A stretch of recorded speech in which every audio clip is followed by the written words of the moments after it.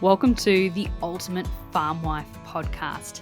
On this channel, we're going to be discussing all things marrying a farmer, moving to the land, and becoming integrated with a family farming operation. Whether you're moving to the farm for the first time or whether you're moving back into a family farming operation, we discuss the ins and the outs of all of it. So let's jump into today's episode. Hi, I'm Katja and welcome back to another episode of The Ultimate Farm Wife. Today I am here with Fiona. Welcome, Fiona.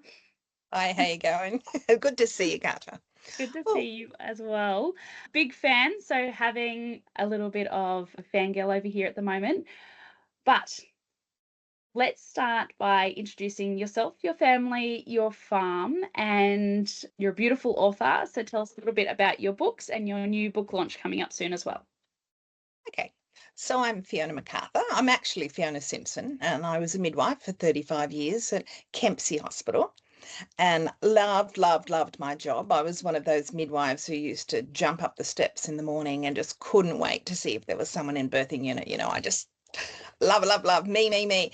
I just loved my job. And while I was doing that, I also had, like you, Katja, I had 4 under 5. And then 7 years later, I had another son, so 5 sons. And my husband was an ambo, so he was a paramedic in Kempsey. So long hours, you know, he'd come home very tired, very stressed, emotionally drained. And it was a lot on the wife to be the person who kept smiling and looking after the boys, and often he would actually, you know, have to go and spend some time on his own. So it was a lot of time of the boys and I. And eventually I actually, when I got to about 30, I decided that what I'd really like to do is do something for myself. So I carved out a little bit of time, which I'll talk more about later, and started writing. So that's just something I really want to share with people, how important it is to carve that little bit of time for yourself. And it's not easy. And yeah, I'm a 4 a.m. to 6 a.m. girl. Sorry, girls. But I tell you what, nobody bugged me. It was my time. So since then, I've written 60 books. I write for 3 publishers. I write for Harlequin, Mills and Boon, which is where I started. And I write 1 book a year for those wonderful editors over in London because I just love them. Also, it's a short book, and short books are really nice to have a little break. They're just like taking a small holiday. I write a big book every year for Penguin Australia, which I just adore because it gives me that multi-generational thing that you don't get in a romance novel. You know, these are people in the land, these are towns, these are people not people I've met, but people I've built from people I've met. And I just love that whole, you know, Australia's got so many outback towns that are just so gorgeous. And I don't mean beautiful, even though they are. I mean strong, powerful, people sticking up for each other, resilience, all the things that we know Aussies are like. So I absolutely love that. And yeah, I get the joy of living in a beautiful place. We have cattle, but they belong to the sons now. So we just get to enjoy their view, and I get to watch them walk around the paddocks, and that's really nice. At the moment, we had a flood 6 weeks ago, so the paddocks are all damaged, so we haven't got any cattle at the minute. But we will get them back in about 6 weeks, and I really miss them. But it's still beautiful living on the land. So yeah, I totally get what everybody loves about, living in the country. So yeah, that's me. Absolutely. So you said the cattle used to be yours. So tell me what the setup used to be and now how having, the sons take on the cattle, how that's changed over the years. Well, when I say used to be, when my parents were living here, the cattle belonged to the family, as in that. But we were shift workers. We didn't do much to do with the cattle, so the boys took over. They're Andrew's cattle. He paid for them. Yeah. They don't pay adjustment or any of those things like that because it's family and we love to see them walking around. But if we've got fence problems and things like that, it's not our problem. Yeah, it's their problem, which is really nice. But yeah. So I guess as a farmer, I'm not really a farmer's wife. I just, live on a beautiful space, isolation, a little bit of isolation, but mainly it's privacy. I call it privacy more than isolation. Yeah. Because I really love the fact that I cannot see a house from my window. Yeah. No, I love that as well. So the recent floods that you've had through there, what are the boys, apart from some fencing, what are the boys having to try and juggle to be able to get the cattle back? Okay, so it was fairly major flooding in the Macleay Valley. So there was a lot of people who were doing a lot worse than we were. So we actually minded 160 cattle in a 3-acre block up the top. And, of course it's destroyed. So we're trying to get that, but it's just a barren wasteland 6 weeks down the track. It's just starting to get a hint of green and most of that's weed. So we need to slash that. We need not slash it. We need to rip it all up and seed it and do all those things. We haven't had a chance. My son that runs the cattle, he has a rural store. So he actually has 2 rural stores. And so he had to pack everything up out of his store and put them all in trucks because the store might have gone under. But his actually didn't. My other son's son went up to the 3rd shelf in his store. So it has been a big impact as far as, small communities, but also the small communities. There was 100 people when Rowan opened that door to start cleaning from town. 100 people came to help in the IGA in town, to scrub, to do that horrible silty mess, to throw out all the stuff. And yeah, it was all part of just that community, solidarity, I think, because other people were struggling and they still turned up. So yeah, I love where I live. I love the people where I live. So yeah. I do love the Kempsey area as well. I used to visit quite regularly when I was at Armidale University at UNE, and it used to be one of the beautiful communities we used to frequent quite often. Yeah. Well, Kempsey Library, that's how I started writing. I had all these little kids and I went to a Wednesday night writing for pleasure and profit at Kempsey Library, which was free, and basically they said, write what you're passionate about. And that's something else I'd like to really talk about when we get to the conference, just talking about what people can actually do when they're passionate about things. So yeah, and believe in yourself. That's what you have to do. Yeah, I love that very much. So Fiona, as she's touched on, will be one of the speakers at the 2026 Conference for Harvest Her Power. And let's go down that rabbit hole right now. So Fiona, for those who are unfamiliar with your writing style and the books that you have, tell me a little bit more about those. Okay, so I write romance to start with, which is my smaller books, but I also write books that include romance but deal with drama. And I'm a midwife, so come on, there's a baby in every book, okay? And that's part of my passion. My passion is that women are so incredible and babies are so resilient. And yes, sometimes we all need to be in, a major hospital dealing with an emergency. But, a lot of the time, most of the time, we're designed to do it. Okay. And my books, even because I'm not working in the hospitals anymore, my books now deal with birth outside a hospital.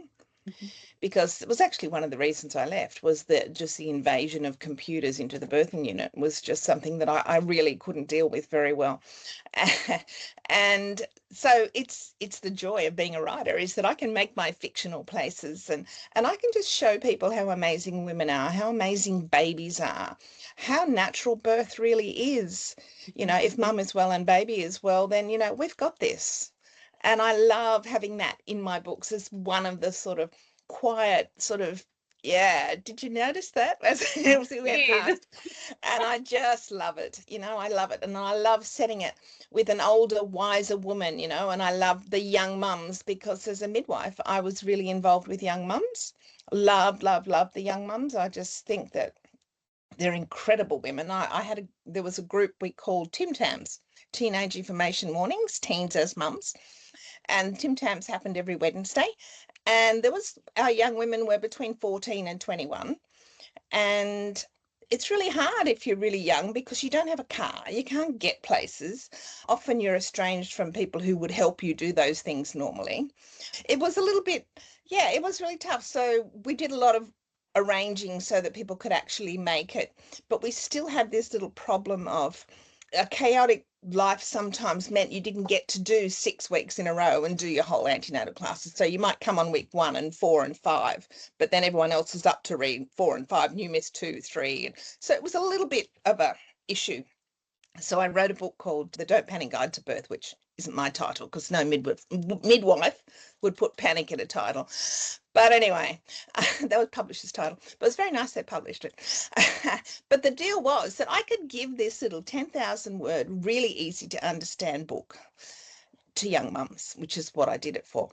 But where I'm going with this is that in my books, there's always young mums, because I just think that they are just salt of the earth, brilliant, and they do it tough and they do it well.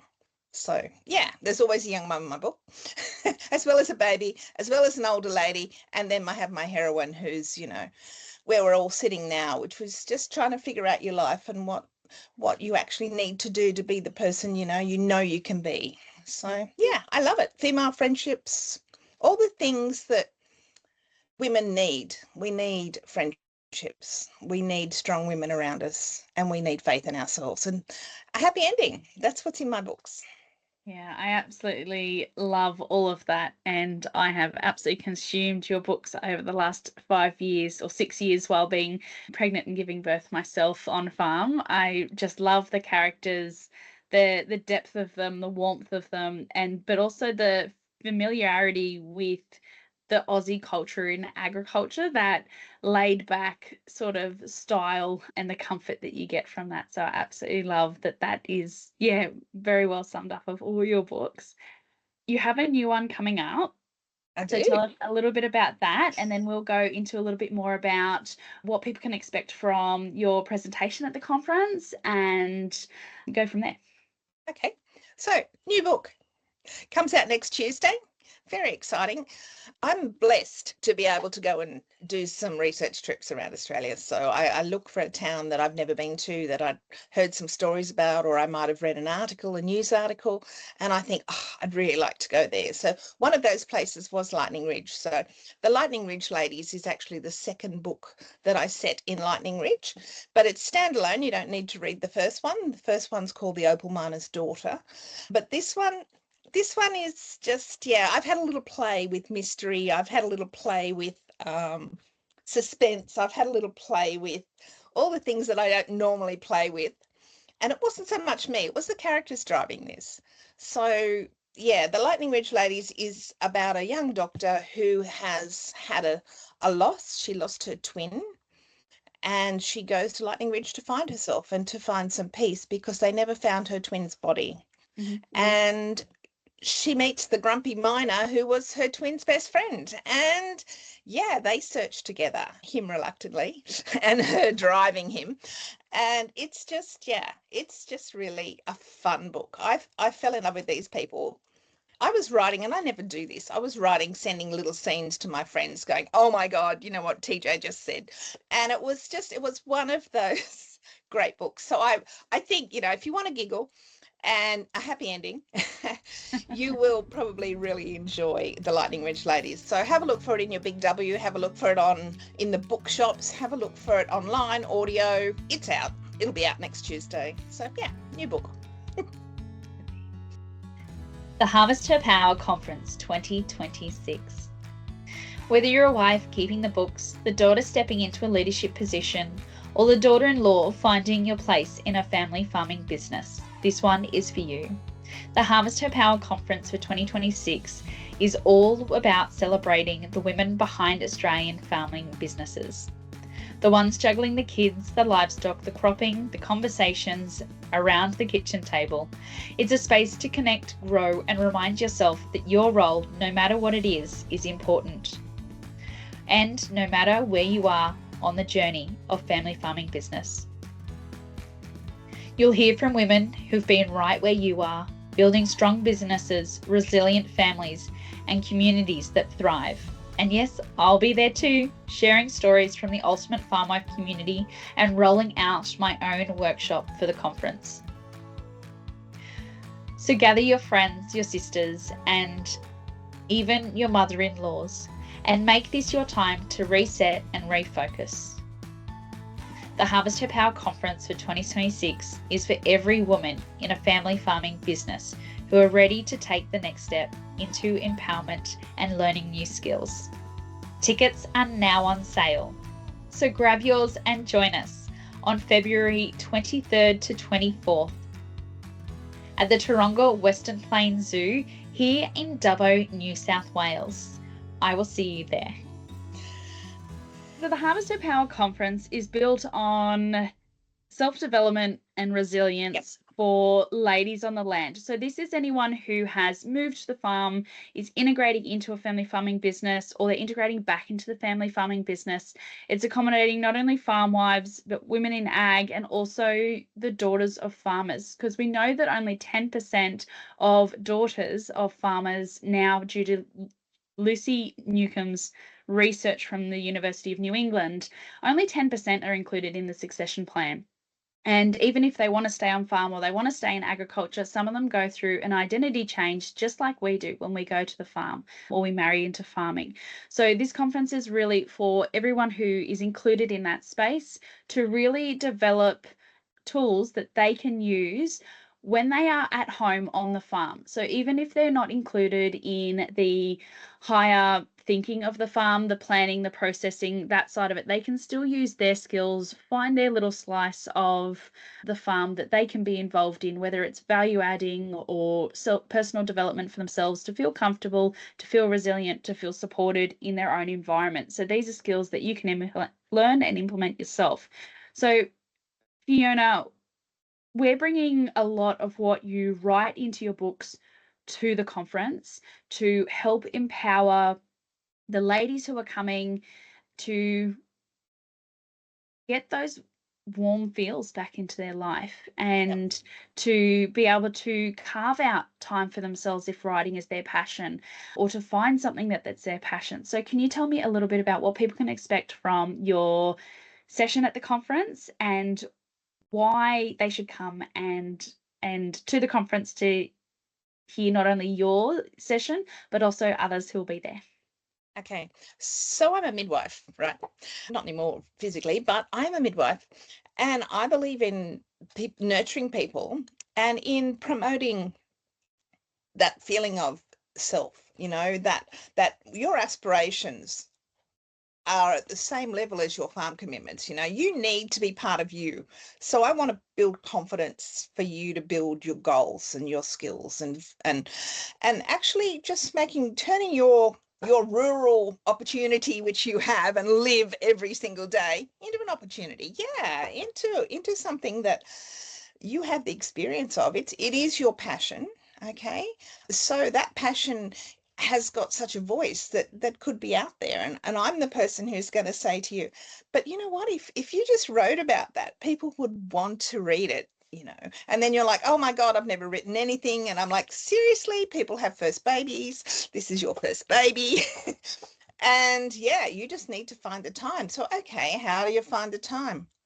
You just carve out that moment. I have friends who are midnight writers. I write really early in the morning. Some people do it when their children go to have that first nap in the day, if they have a nap. I did always have a child with all my children had a nap. They didn't actually sleep, but they all lay down quietly. Yeah, I just want to share that fact that we're not imposters in our dreams, and so many times we feel like we don't deserve to have that other life. Writing changed my life. Okay, writing as a 30-year-old woman, it took me 10 years to write my first book, but that whole time, that whole journey, I was changing every day, believing in myself, wanting to achieve just a little bit more. How you actually build that regular writing habit. Sharing work with other people who have similar dreams. That's the big thing. And as a rural community, there are people you can talk to. And if you search for them, you will find them. And all you need is one good friend, one good mate to help you keep on their goals and your goals and align them, because writing is actually not something you do with your family. It's not something you do with your husband because he loves you, so everything you write is perfect. That doesn't really help. And your mother will say, well, it's pretty good. But I mean, it's just, you need a writing mate. You need someone who understands that it's in your mind and you've got it there to share. And yeah, some practical experience, some practical examples of how to deal with the multiple roles in your house, in your life, in your world. Love that so much. And I really loved when you said you are not an imposter of your own dreams. And Yeah. I love that. And I love how we can bring that into our own life. As I quite often ask people when they're on the podcast, what is a mantra that you can use or that you would pass on to others to inspire them on farm? And I just think that is a perfect one. Thank you. Thank you. I'm a 500 words a day person. I'm going to build a book in a month, you know. But what I discovered was that when I left everything to the last minute and it was a drama, and that's really hard on your family. Mhm. So when I started writing for Penguin and I needed books that were 2 to 3 times longer than something that I could do in a last minute panic, I learnt that I needed to just be disciplined, be a little bit, get that 500, get that 2 pages a day, 500 words. And you know what? In 6 months, the book's freaking there. Yeah. Without all the drama of mum's not making lunches, everybody gets Vegemite, or, you know, it's just, and it happened. Like there was times when it was like, oh my God, I am totally going to explode. But you have to, it's so easy to do everything for everyone else, you know?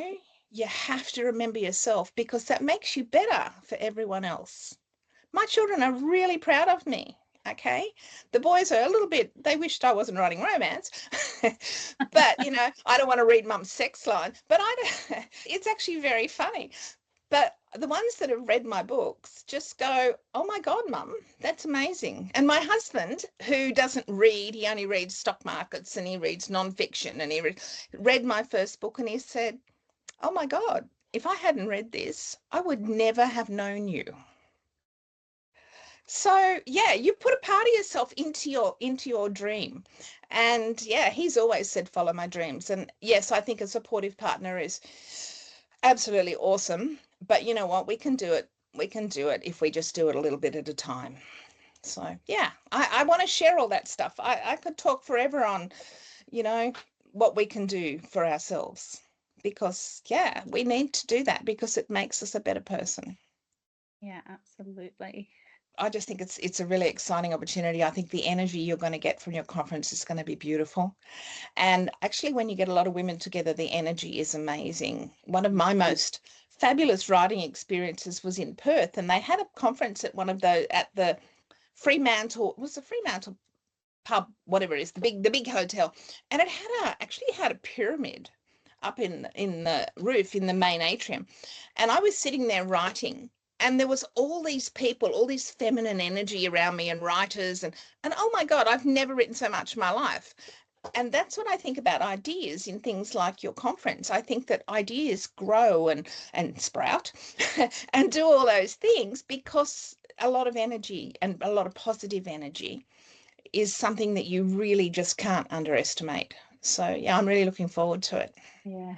The Harvest Her Power conference from earlier this year, so the first conference that ran in 2025, was the most interactive conference I have been at across any range, whether it was agricultural or not. People really felt a connection to the other ladies in the room. They really did feel that they could be open and honest and raw and ask the deeper questions of those who were presenting, either sharing situations that had happened to them or speaking up about somebody else who wasn't at the conference but had sent them with questions. See if you can find out a little bit more about this circumstance, or what would work as a tool or a skill in this sort of circumstance. But people were just so happy to share and to feel heard. And then instead of receiving just a palm off or a really vague answer, they were really being able to problem solve as a group and communicate with those who are on stage. So at the conference, we don't actually have a raised staging. We encourage people not to use the lectern at the front of the room because we like that inclusivity. So if the workshop leaders can roam the room, we've got a roaming mic for that exact reason. Work the room to be included. It's not an us versus them type of Yeah, conference. fabulous. It's all included, and just everyone, the feedback we got last year was that everyone just felt heard and supported and comfortable and secure in being Beautiful. able to share in some cases, really heartbreaking scenarios that have Yeah. happened to them on farm, where they either have healed or they haven't healed, or they're looking for ways to be able to put their energy into that will fill their cup or find themselves again after another big identity shift. Yeah, I like that thing about not so much your well is empty, as in, the tide's out at the moment, and I heard this from a speaker in America when I went to a conference over there, and it was, we're never empty. There's always a little bit of water there. The tide's out, but it's coming back in. And yeah, that's what these sort of gatherings can achieve. Yeah, they can bring the tide back in and make you just feel like you've got that energy back again. Absolutely. And creating a network with like-minded women who are in similar Absolutely. situations always helps as well. What you're experiencing on farm has most likely happened by someone else in the room. So there's that mateship and that connection that comes from that as well. Fiona, for those who are sitting on the fence, they're looking at the tickets, they want to come, but they're not sure they want to make the commitment, what advice would you give to them about that? I think that if you're feeling challenged by the isolation and you don't think that there is an answer for you, then I think just trust in that little voice in your head that's saying, take a risk. Take a risk on you, take a risk on the fact that this just might be your tribe out there. These are the women who have lived it. They love it, but they struggle as well. They're just like you. Come and enjoy some time with some really like-minded women and people who care. Yeah, absolutely. Fiona, did you have anything else that you wanted to add to today's podcast today, whether it is encouraging notes for people who are at home listening to this and wanting to implement something into their own life, or whether it's someone who's sitting at home thinking, yes, I need to come see Fiona and her presentation? Look, I just believe that you need to have a little network, okay? And especially if you're physically isolated, and we are a lot luckier than we were before we had internet and Wi-Fi. And I mean, as a writer, there was nobody writing romance anywhere near me 30 years ago, okay? And everyone else thought it was hilarious. So what I found was, Romance Writers of Australia, which is a large group, which was not a large group. I went to their first ever conference. And I just think that if you've got something like this that you can build, I go to that conference every year, and I just think that it's people are used to me going. Nobody complains when I go. So if you can set yourself up to do a yearly conference with like-minded people and you see those faces again next year, this is your opportunity to make that world, to make that little network of friends that you might not see until next year, but that doesn't matter because we've got, you can Wi-Fi and turn on the Wi-Fi and email them, or you can FaceTime them, but you need to meet them first. This is your opportunity for people in the same situation as you to meet, to connect. And you're not going to connect with everybody, but you're going to find those people. Come in and find out. I can't wait to meet you all. And I think that I've got a lot to share, and I just hope you come along and have a listen and ask your questions. Yes, love that very, very much.